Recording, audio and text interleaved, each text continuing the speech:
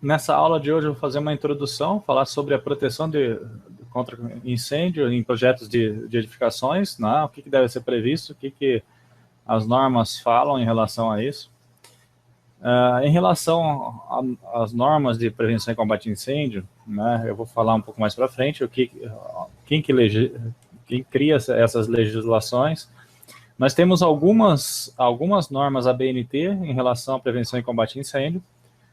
Nos itens mais específicos de saídas de emergência, sinalização, iluminação, alarme, sprinkler, hidrante, né?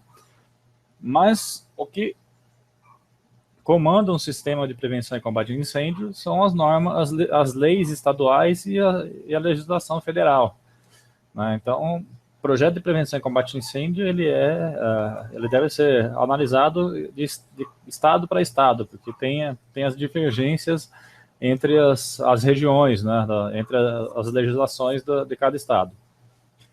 Vamos analisar, ver como classificar as edificações perante a legislação existente, né, para definir os tipos de medidas que devem ser implantadas dentro dessas edificações. Vamos ver as medidas de proteção contra incêndio nas edificações, as medidas existentes, seja ela proteção ativa ou proteção passiva, né? Vamos entrar no detalhamento dessas proteções, das medidas de proteção de combate a incêndio existentes, né? Essas medidas são comuns em todos os estados, em todos os corpos de bombeiros, né? Em todas as autarquias.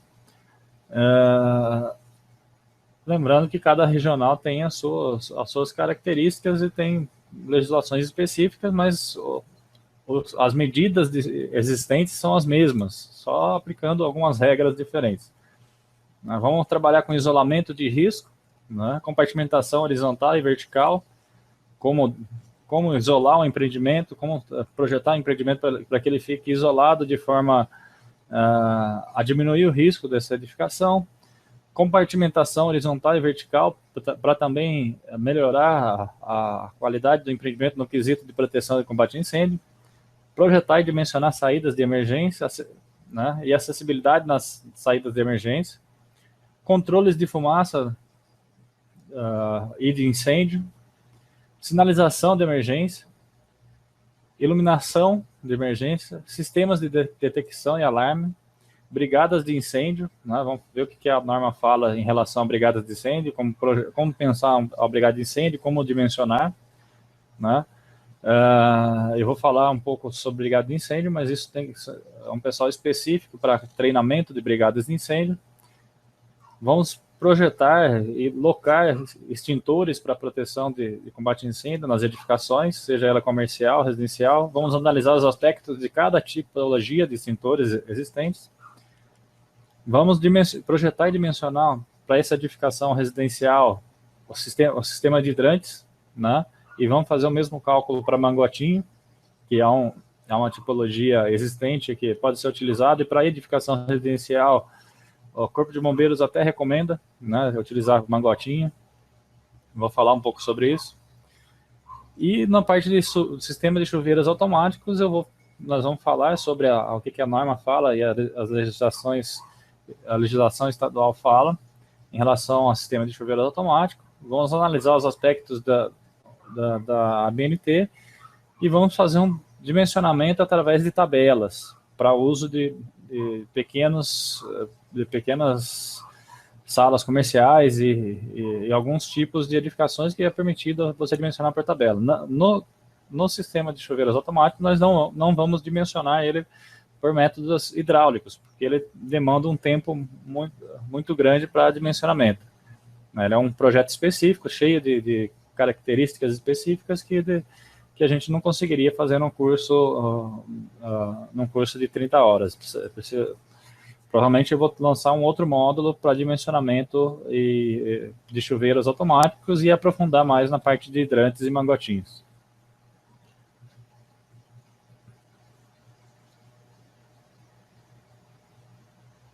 Todo conjunto de proteção e combate contra incêndio ele deve ser entendido como um conjunto de medidas de detecção e controle do crescimento e sua consequente contenção da extinção.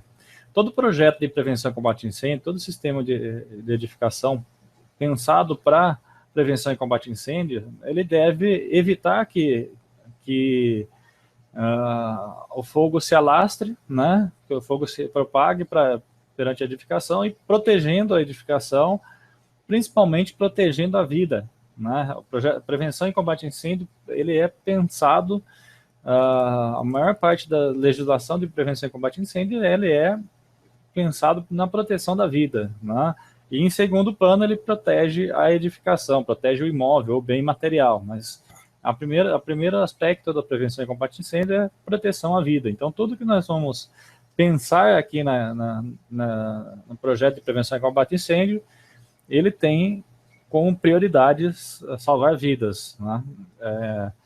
Mesmo que após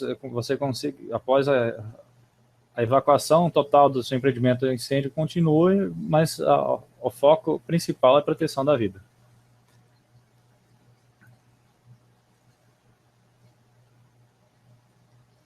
No sistema de proteção de prevenção e combate a incêndio, ele é separado em dois tipos de medidas. Medidas ativas de proteção, né, que abrangem a detecção, alarme, extinção do fogo de forma automática ou manual, né, através de extintores, através de alarmes e para acionamento de hidrantes, alarmes e detecção para acionamento de sprinkler, ou outros equipamentos de funcionamento automático ou até manual para proteção ativa dessa edificação, né? Ele vai agir no foco do incêndio, né? Ele vai agir instantaneamente ou manualmente na extinção do incêndio. E existem as medidas passivas que ele de proteção que abrangem o controle de materiais, rotas de fuga, meios de escape, compartimentação e proteção da estrutura, né? Você tem que pensar na proteção. O primeiro ponto de pensar, a maior parte dos itens pensados no projeto de prevenção e combate a incêndio são da parte de medidas passivas, né? Você vai pensar em cálculo de saídas de emergência, iluminação, sinalização, detecção, né? Que são medidas passivas de proteção da edificação, proteção da vida também, compartimentação, né, projetar a edificação compartimentada, horizontal, verticalmente, que vai evitar que a chama se alastre para pavimentos contíguos, né? Isso são proteções passivas, que nós vamos falar logo em sequência desses métodos de proteção. Você tem que trabalhar no seu projeto com essas duas medidas de proteção, a medida passiva e medidas ativas. Medidas ativas são aquelas que agem na extinção do fogo mesmo. O objetivo do projeto de prevenção e combate a incêndio, né, na lista aqui, a primeira coisa é proteger a vida dos ocupantes das edificações e áreas de risco em caso de incêndio, né? Segundo ponto, dificultar a propagação de incêndio, reduzindo os danos no meio ambiente e no patrimônio, né? Terceiro ponto, proporcionar meios de controle e extinção de incêndio. Dar condições de acesso para a operação do Corpo de Bombeiros, né? Você tem que implantar a sua edificação e essa edificação ela tem que ser projetada de forma que tenha fácil acesso de caminhões e viaturas do Corpo de Bombeiros. Proporcionar continuidade do serviço nas edificações e áreas de risco, né? Você tem que projetar a sua edificação, projetar o seu empreendimento com medidas de proteção que proporcionem, depois de um determinado incêndio, a continuidade do uso daquela edificação.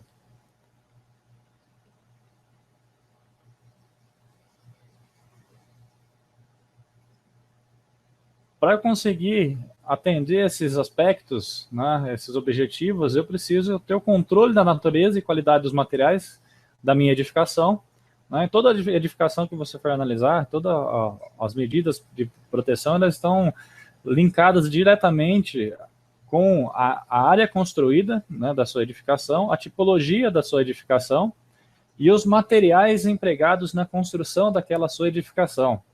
Né? Por exemplo, se você tiver um edifício de concreto armado, pensado seguindo a norma atual, esse edifício ele vai ter uma determinada característica de resistência ao fogo.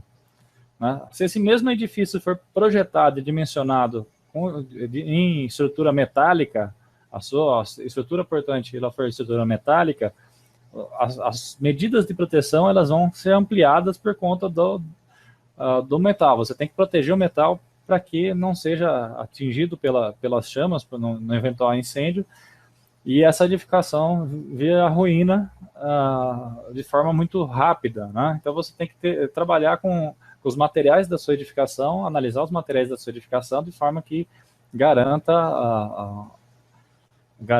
uma vida útil melhor no momento de incêndio da sua edificação.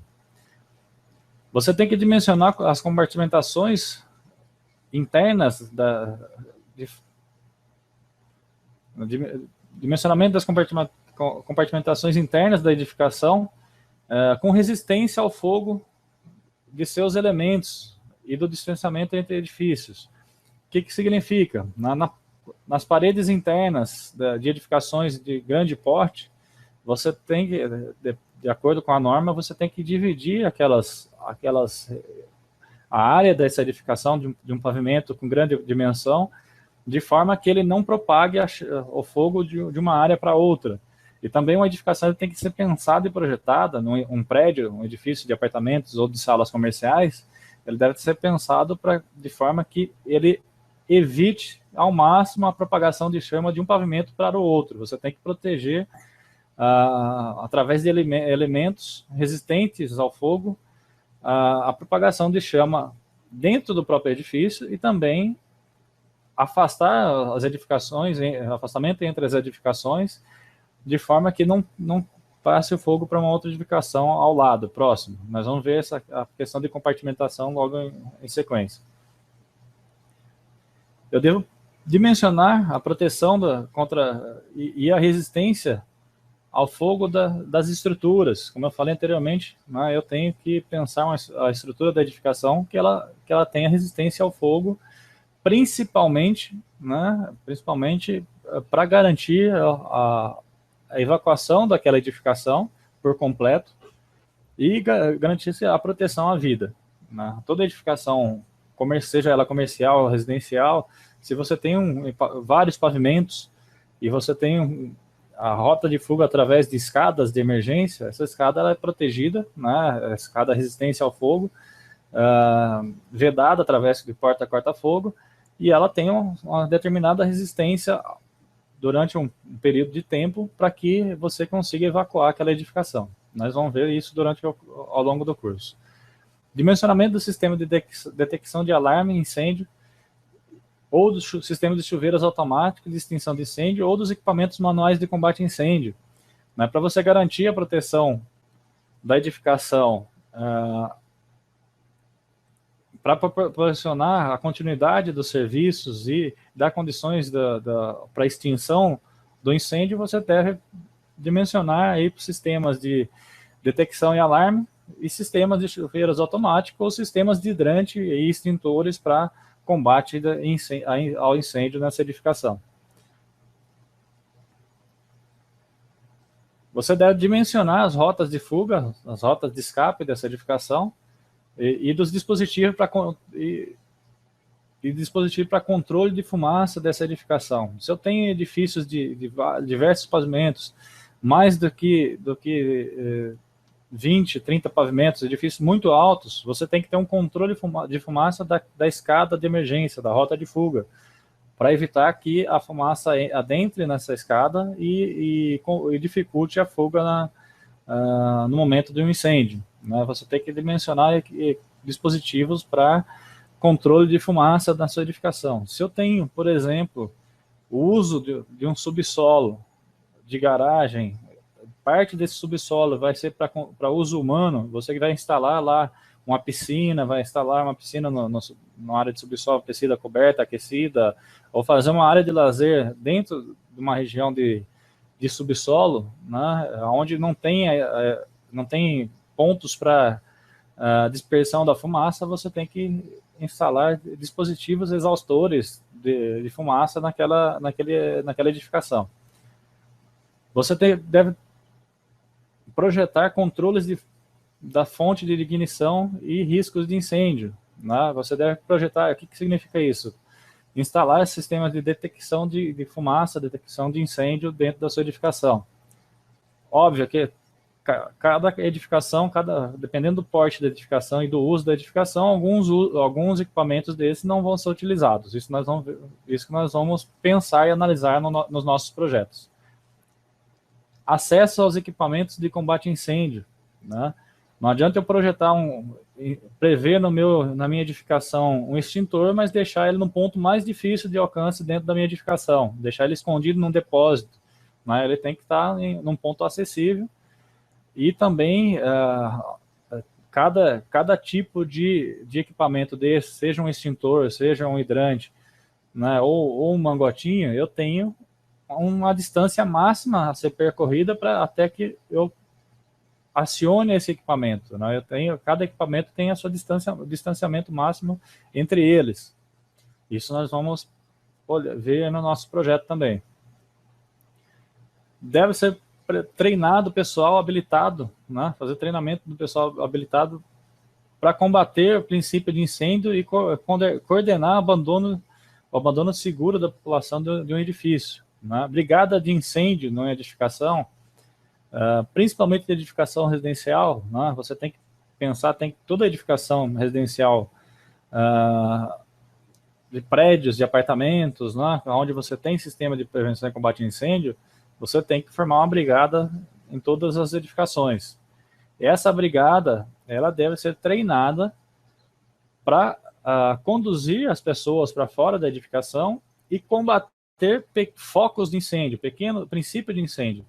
Uma brigada de incêndio para uso residencial e mesmo para salas comerciais, elas não são feitas para combate de incêndios de grande porte, né? Ele vai combater o foco com extintor, até com hidrante nos pavimentos ou com um mangotinho, mas se esse fogo se propagar, ele não tem a obrigação de combater, ele só vai agir na coordenação do abandono dessa população. Gerenciamento e manutenção dos sistemas de proteção contra incêndio instalados, né? Você tem que ter uma central de monitoramento nas suas edificações. Se eu tenho edifícios de apartamentos, geralmente tem uma portaria, e essa portaria tem uma central de alarme, uma central de monitoramento desses sistemas. E também um problema muito grave nos sistemas de prevenção e combate a incêndio brasileiro, que você implanta um sistema, projeta, implanta, deixa programado, instalado isso na sua edificação, mas os moradores não fazem manutenção, o edifício não faz manutenção desse sistema, não faz o gerenciamento, manutenção de bombas, manutenção de hidrantes, a não ser quando você tem uma notificação. E aí você acaba danificando aquele sistema e no momento de incêndio você não consegue operar.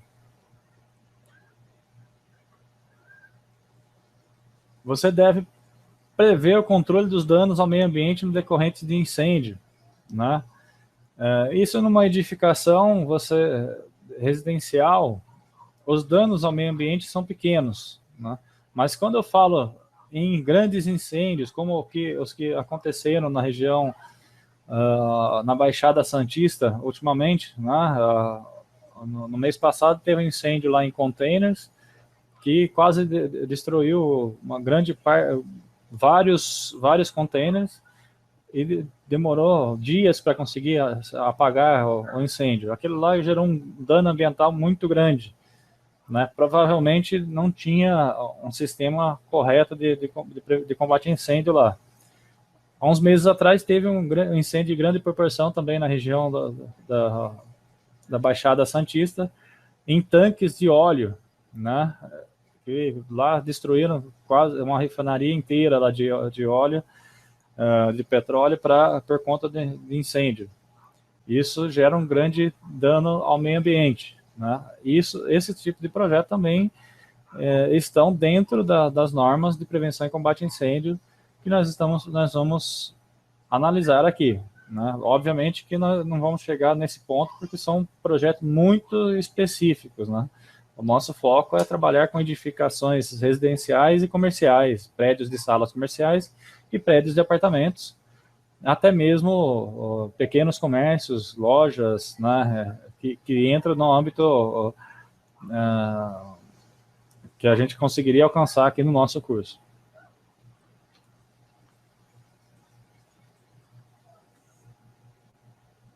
Todo o sistema de prevenção e combate a incêndio ele tem um embasamento legal, né? O que fala a Constituição Federal? A Constituição Federal ela fala que os estados podem legislar concorrentemente com a União a respeito do direito urbanístico e da prevenção e combate a incêndio, né? Artigo 24, inciso 1 da Constituição Federal.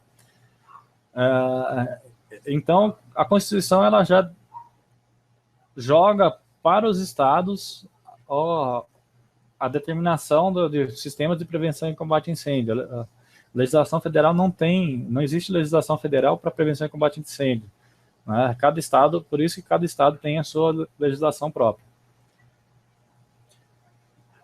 Corpo de Bombeiros, além da atribuição definida na lei, compete a execução da atividade de defesa civil, né? Além do sistema de prevenção e combate a incêndio, e onde não tem a atividade de defesa civil, não tem núcleo de defesa civil nos municípios, ele vai agir como executar atividade de defesa civil também. Constituição estadual, né? Aí cada estado tem sua constituição, né? E define as atribuições referente ao corpo de bombeiros da sua região, de cada estado.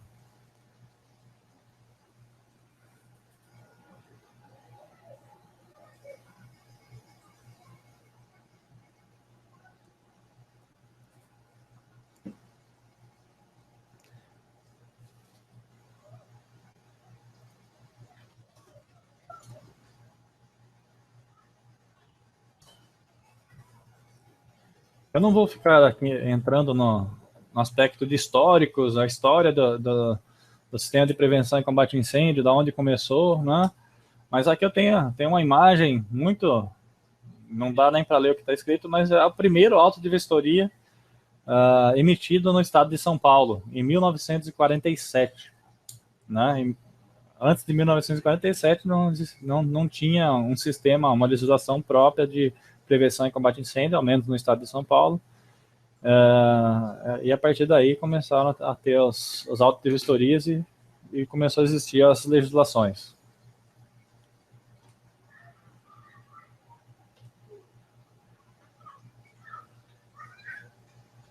Para a gente entender um pouquinho sobre o fenômeno do incêndio, né, e a propagação de fumaça, gases quentes no interior de uma edificação,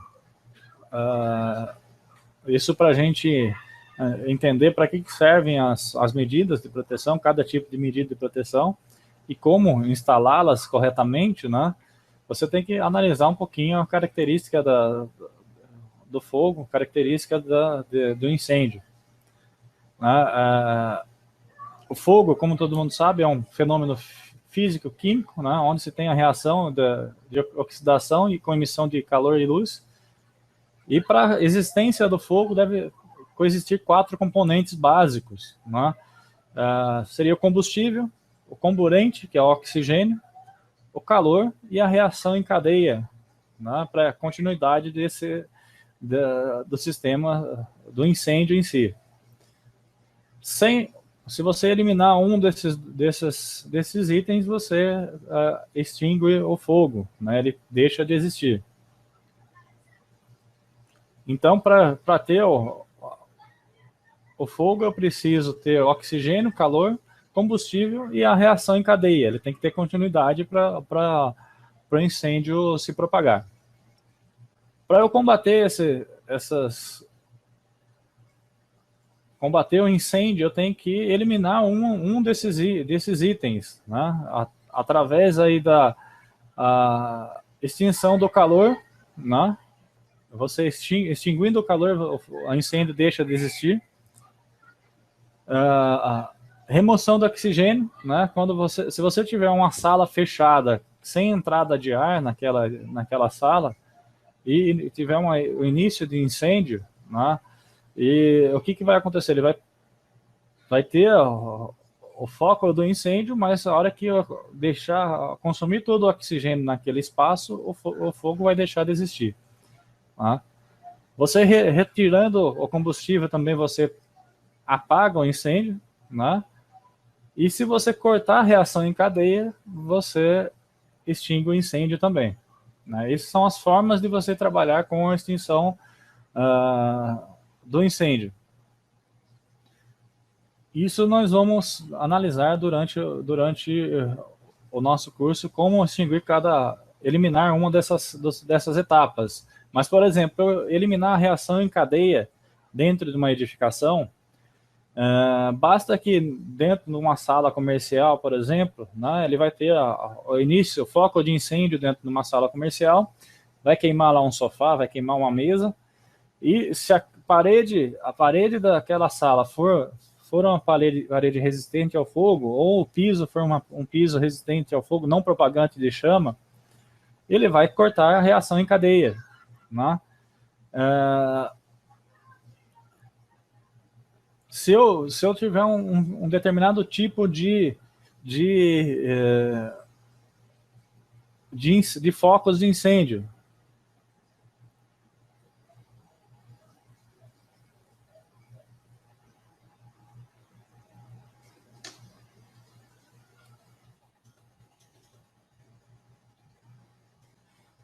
se eu tiver um determinado tipo de foco de incêndio aqui, e eu utilizar um extintor de combate a incêndio com CO2, por exemplo, né, eu vou diminuir a proporção de oxigênio na minha reação, e ele vai eliminar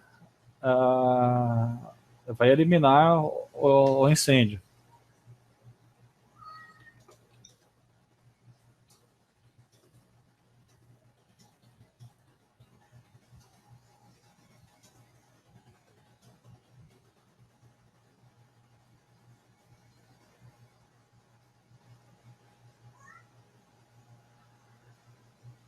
Eliminando o combustível, né, que está gerando esse incêndio, você vai eliminar o incêndio. Reduzindo o calor, você vai eliminar o incêndio. Né?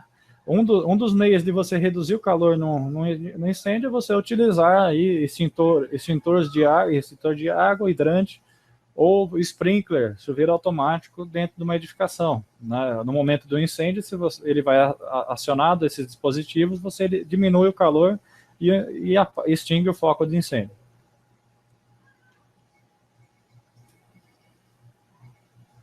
O incêndio ele se propaga de 3 formas dentro de uma edificação. Né? Ele se propaga por condução, ou seja, através de um material sólido de uma região com temperatura elevada em direção de outra região de baixa temperatura. Né? Se eu tenho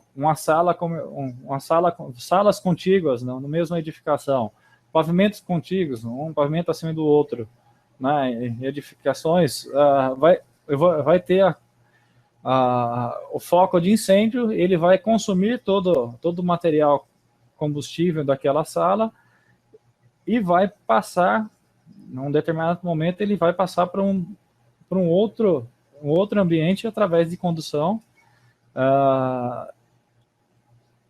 um ambiente esse que não tenha foco de incêndio dentro dessa sala.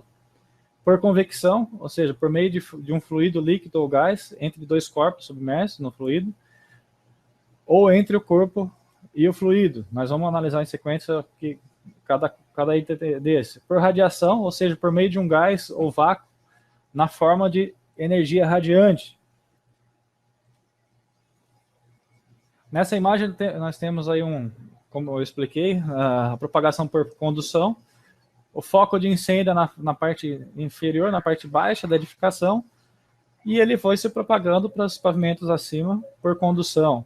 Ele vai transferindo por condução através das paredes, das lajes, e se propagando para os outros pavimentos. Propagação por convecção, né?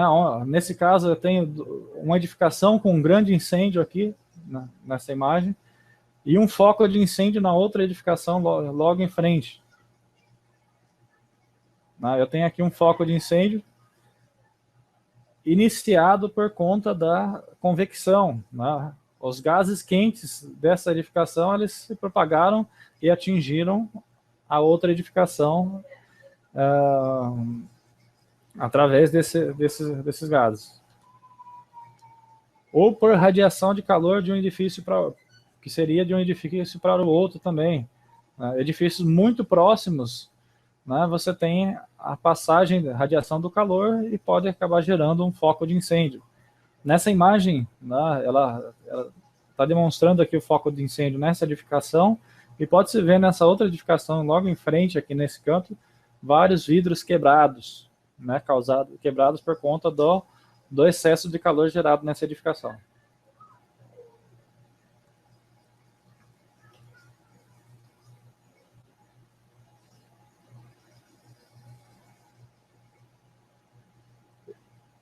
O combustível é um material determinante para a carga de incêndio, né, para o conteúdo do incêndio, para a proporção do incêndio. Né? O que seria o combustível? No caso das edificações, dos comércios,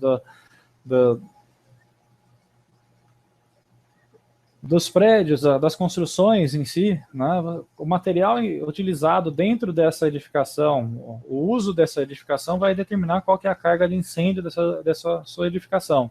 Se eu tenho um edifício residencial ou até de salas comerciais comuns, né, um prédio de salas comerciais, a carga de incêndio é uma carga de incêndio baixa por conta do tipo do material disposto dentro dessa edificação. Mas se eu tenho um depósito de materiais de construção, um depósito até de materiais combustíveis, né, dentro desse depósito, eu tenho uma outra determinada carga de incêndio. Essas cargas são tabeladas de acordo com o material depositado, material contido dentro dessa sua edificação. A carga de incêndio, o desenvolvimento e duração do incêndio, eles são influenciados de acordo com o material combustível que existe dentro dessa edificação. Né? É muito diferente um prédio de apartamentos, né, onde você tem geralmente pisos cerâmicos, alvenaria, e o único material combustível mesmo que propaga chama são os móveis internos dessa edificação, e um pouco da fiação, dependendo do tipo de material utilizado na fiação elétrica, né? Esses são os únicos materiais combustíveis dentro de uma edificação residencial. Né? Hoje, em prédios, apartamentos, por exemplo, você não pode ter gás combustível armazenado dentro da edificação. Então, como a quantidade de material combustível é pequena, a propagação e a intensidade do fogo geralmente vai ser menor do que se eu comparar, por exemplo, com uma sala comercial onde eu tenho forro, né? Se esse forro ele não for resistente ao fogo,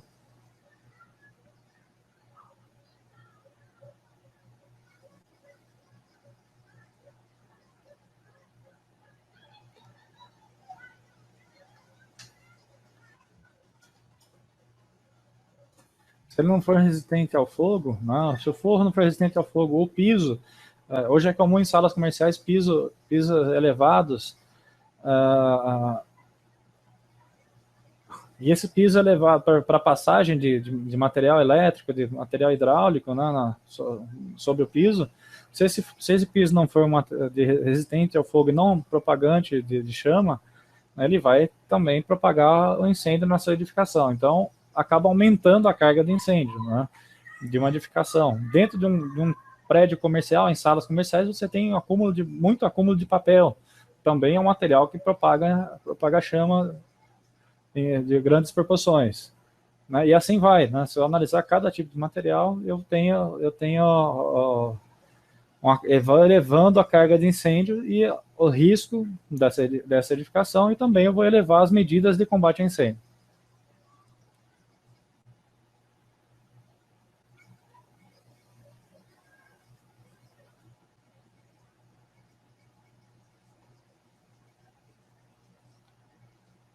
A duração, de acordo com o tipo de material combustível, a duração decorre dividindo isso em quantidade de combustível pela taxa ou velocidade de combustão, né?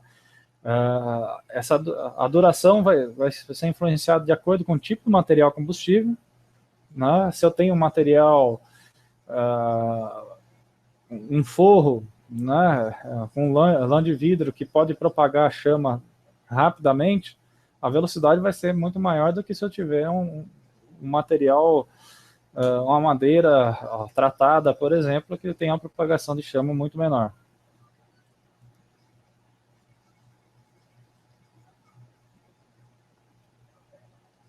Então, de acordo com o tipo de material que eu utilizo dentro da minha edificação, eu vou definir um parâmetro que exprime o poder calorífico médio de massa desses materiais combustíveis por unidade de área, né?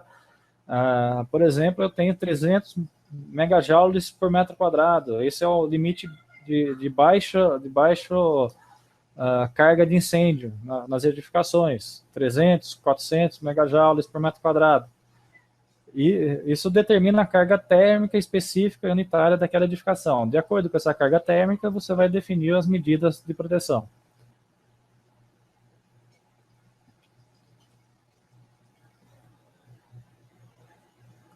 Por exemplo, isso aqui é uma sala comercial, né, comum, uma sala mobiliária de escritório, onde eu tenho mesas, papéis, né, eu tenho aqui algumas cadeiras que podem propagar chama também.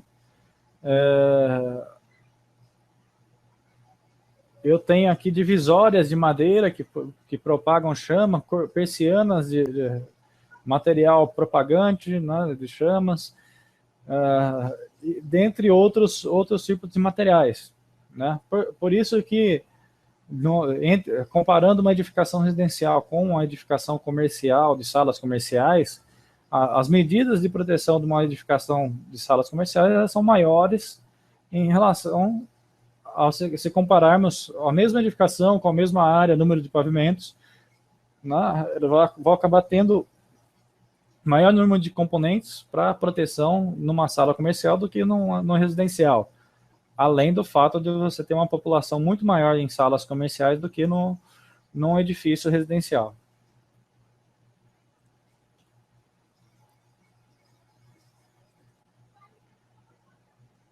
Além do material combustível, né, eu tenho o segundo item que influencia na propagação e na intensidade do incêndio é o oxigênio, né, fornecimento de oxigênio para esse local de incêndio, para esse foco de incêndio.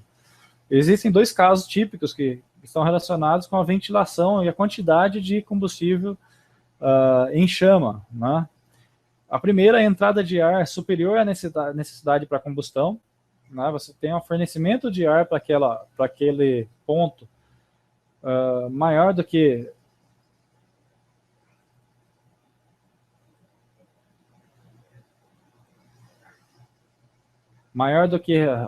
o necessário para a chama.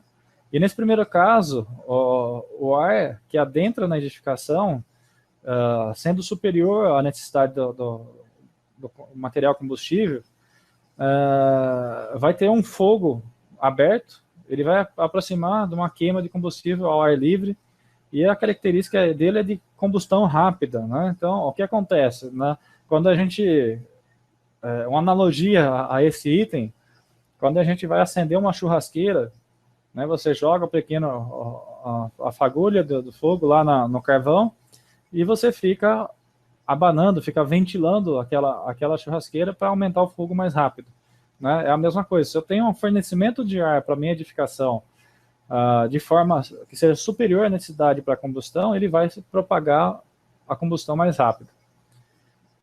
O segundo caso é a entrada de ar controlada, né? Nesse caso, a entrada de ar ela é controlada ou deficiente em decorrência de pequenas aberturas. Se eu tenho um ambiente fechado, e aí tem um incêndio com duração demorada, né?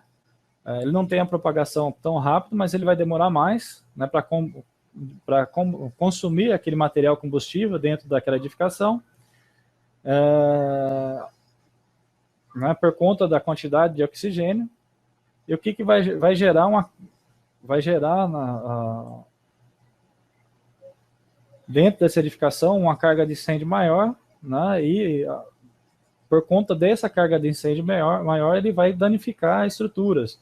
Né? Um incêndio mais lento, ele tem uma temperatura, tende a ter uma temperatura muito maior do que um incêndio rápido. Ele vai levar, por conta da velocidade, ele vai levar a temperatura dos componentes, das estruturas, e pode levar à ruína dessa edificação.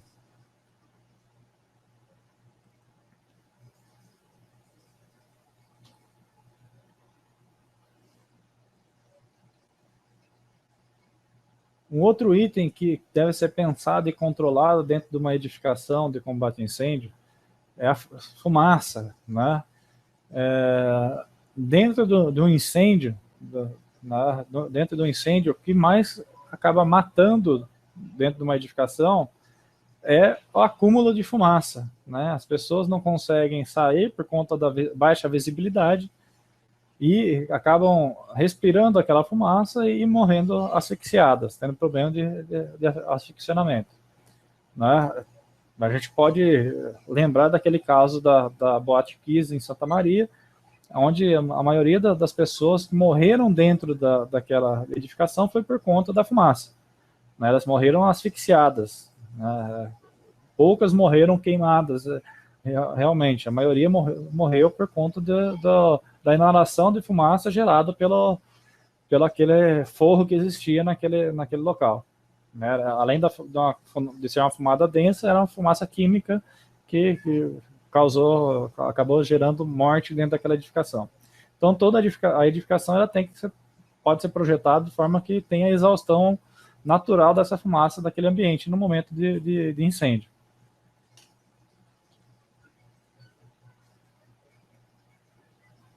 A fumaça é um problema sério, né, como eu falei, associado ao incêndio acompanhado de fenômeno de combustão. Aparece geralmente, em geral, 4 causas determinantes de situação perigosa dentro de uma fumaça, decorrente da fumaça.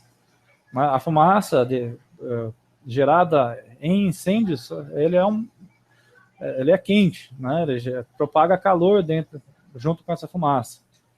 Né? Em alguns casos, a fumaça ela também propaga chamas. Né? E você, por conta do acúmulo de fumaça, ele tem a insuficiência de oxigênio no ambiente. Também vai causar morte nessa edificação.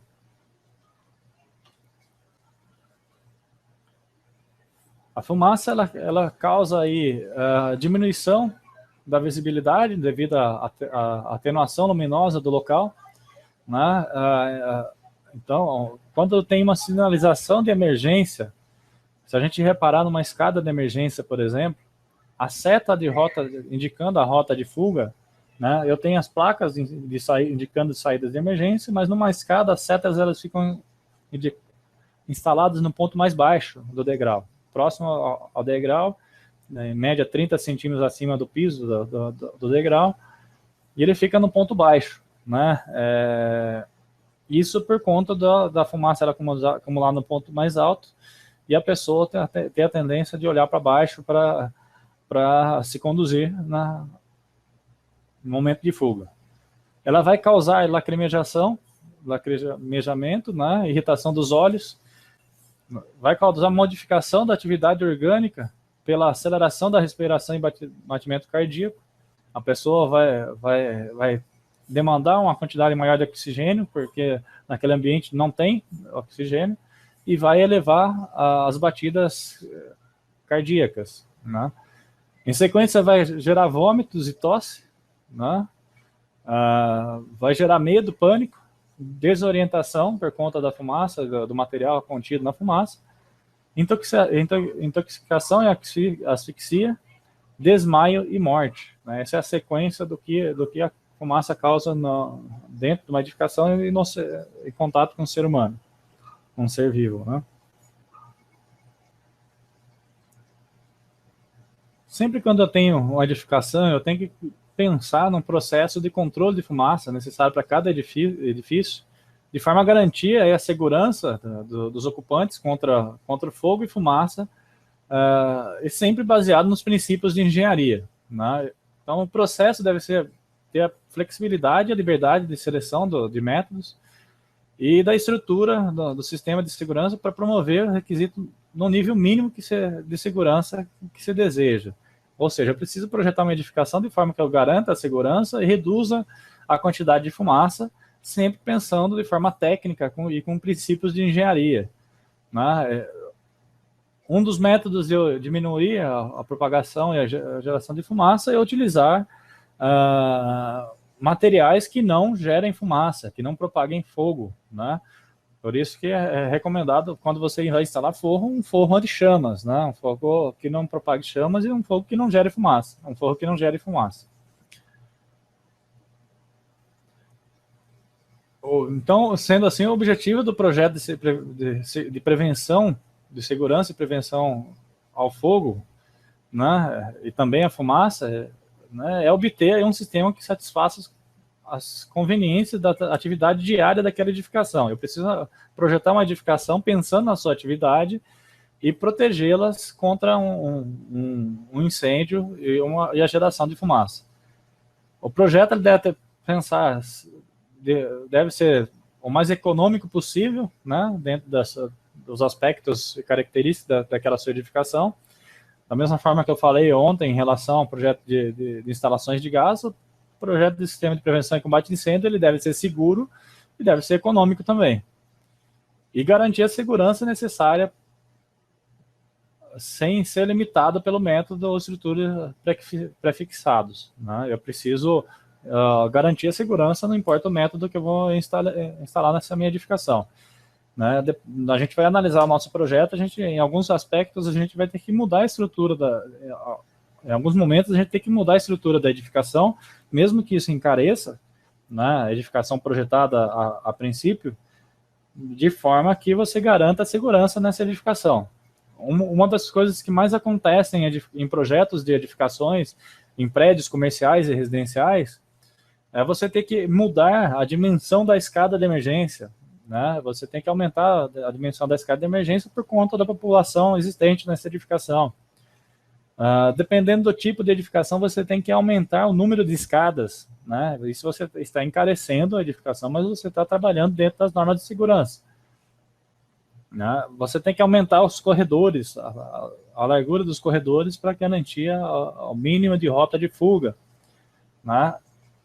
Você acaba alterando a edificação, aumentando o número de saídas. Tudo isso você está alterando a característica arquitetônica e está aumentando o custo da sua edificação, mas você está seguindo uma legislação para garantir a segurança. Né? Primeiro a segurança e depois você pensa na economia. Né?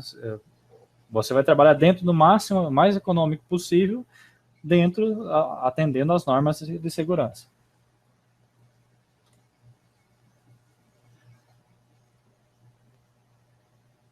Existem vários meios de controlar o movimento da fumaça e todos eles têm por objetivo encontrar um meio e um sistema levando-se em conta a característica de cada edifício.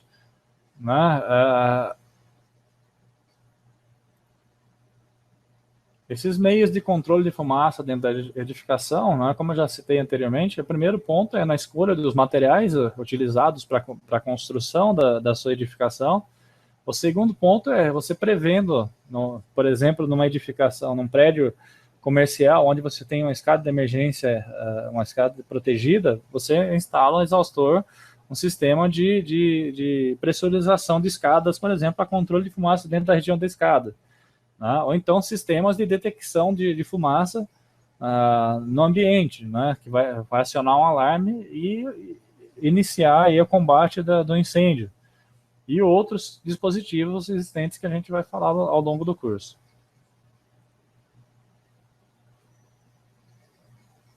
Dentro do processo de controle de fumaça, né, você tem que analisar também alguns efeitos em relação à fumaça dentro da edificação. Né? Quais itens que podem influenciar no padrão padrão e nas condições para que se estabeleça uma fumaça dentro do ambiente. Né? Momento, a época do ano da ocorrência do incêndio. Né? Se eu tenho uma época do ano muito, muito quente, né, ele vai influenciar na incidência de fumaça. Por exemplo, no momento de ocorrência de um incêndio, na época do verão e inverno, que isso possa ocorrer, né, deve levar em conta aí a questão da temperatura entre os ambientes interno e externo. E essa diferença sendo grande,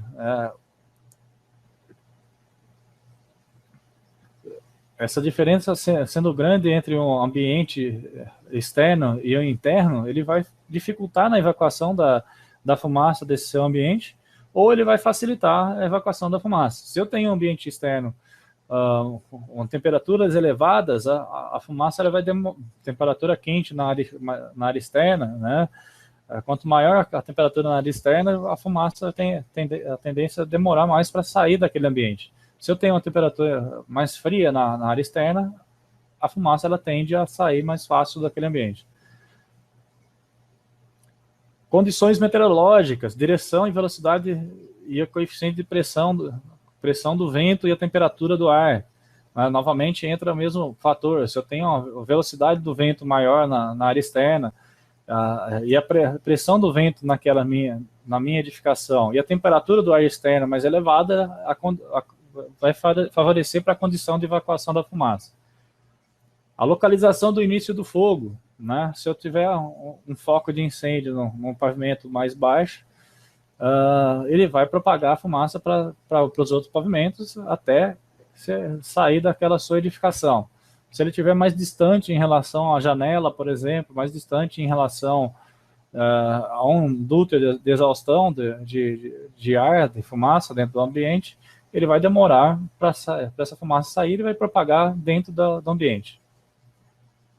Resistência ao fluxo de ar nas portas e janelas, dutos e chaminés, né? Isso pode dificultar ou facilitar o fluxo de ar dentro da edificação. Nesse ponto, né, existem aí os insufladores, os pressurizadores de escada, que protegem o ambiente. Ele aumenta a resistência do fluxo de ar dentro da caixa de escada. Isso evita que a fumaça entre dentro da sua caixa de escada, que é um local protegido próprio para a rota de fuga. E também a distribuição de temperatura dentro do edifício e nos ambientes existentes, né, próximos a outros. Em relação ao compartimento de origem do fogo, você deve levar em consideração os requisitos para o andar em questão, né? Se eu tenho compartimentação um compartimento densamente ocupado, com ocupações distintas dentro da minha edificação, a propagação de fumaça pode ser maior ou menor dependendo do tipo de material e da ocupação daquele ambiente.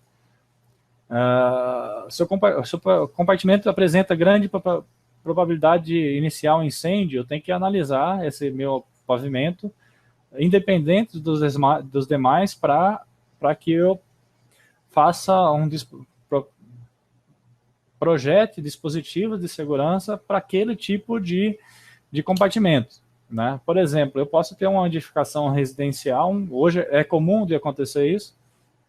Eu posso ter uma edificação residencial, mas no térreo, né, no nível da rua, né, você tem lá lojas, salas comerciais, restaurantes, né, você tem mercados na área de térreo, são lojas, pavimentos comerciais, aonde tem uma probabilidade maior de incidência de incêndio. Então, esse compartimento ele deve ser pensado e protegido como tal, não como uma edificação residencial.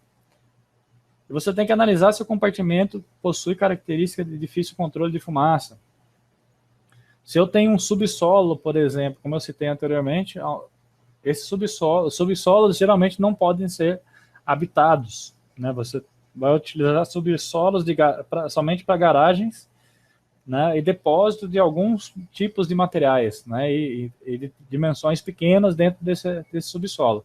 Se eu transformar esse subsolo num espaço habitável, né, para uso comum da edificação, eu tenho que fazer o controle de fumaça naquela região. E ele vai como o subsolo está abaixo do nível da rua, ele vai ter uma certa dificuldade para controle de fumaça e você vai ter um custo elevado para executar esse controle dessa fumaça.